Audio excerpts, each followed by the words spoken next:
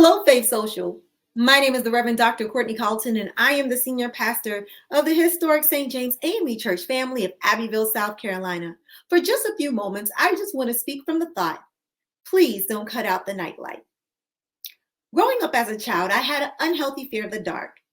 When it was time for bed, I used to beg, plead, and cry my way to fight from sleeping in my room alone.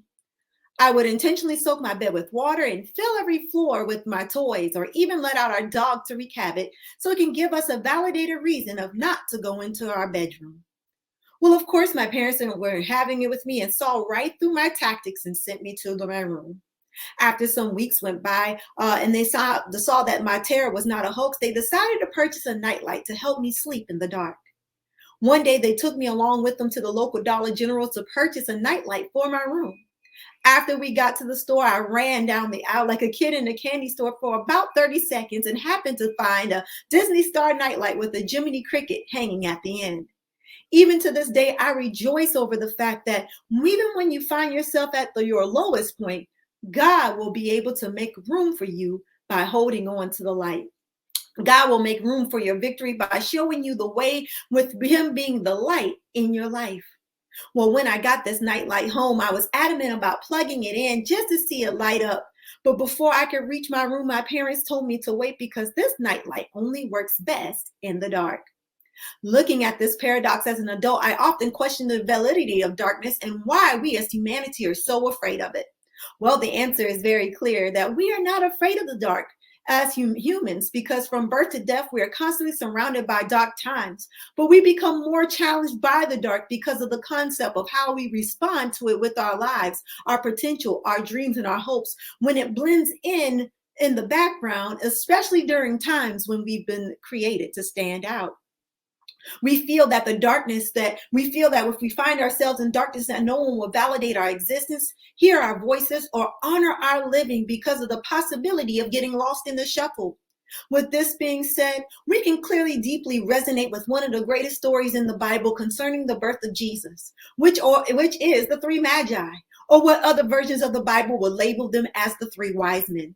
These wise men are some of the most well-known figures in the Bible. And before they became a part of biblical history in Matthew chapter number 2, verses 1 through 12, the Bible declares that they were trying to live out their best lives in the East and utilizing their faith in such a manner that the prophet Isaiah's words would be fulfilled.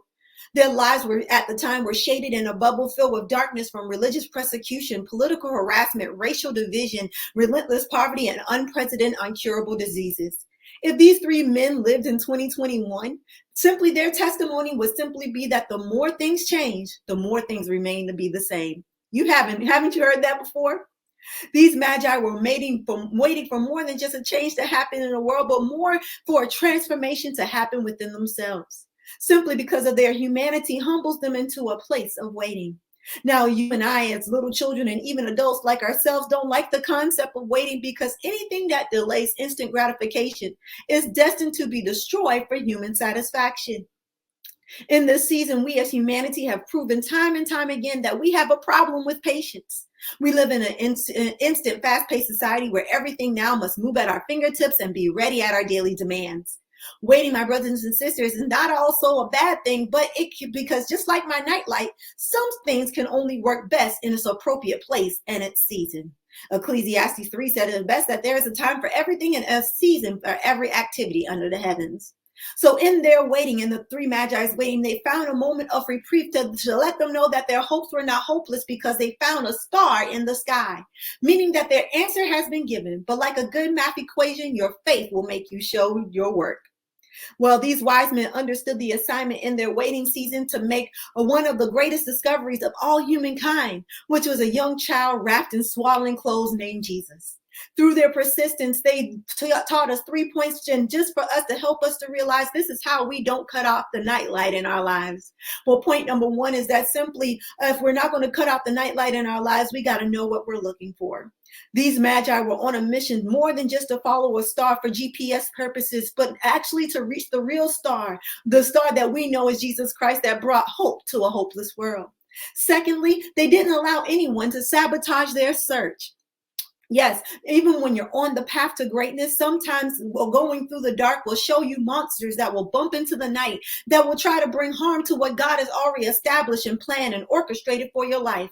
But just remember and take heart that no weapon formed against you shall prosper, because you are more than a conqueror in Jesus Christ. Well, how do you know this? Ask King Herod when he didn't get a chance to release his real plans on Jesus the Christ. And then lastly, be assured that God will show you the way to your victory, because the light will always give you the directions that you need to get to the other side. So, my brothers and sisters, no matter what you're going through in your season of life, just remember that even in the darkness, don't cut out the night light. Don't push aside the things that you think that are coming to hinder you, but allow the light to show you that there's more room for you at the foot of the cross. May God bless you. May God keep you. Heaven smile upon you is my prayer.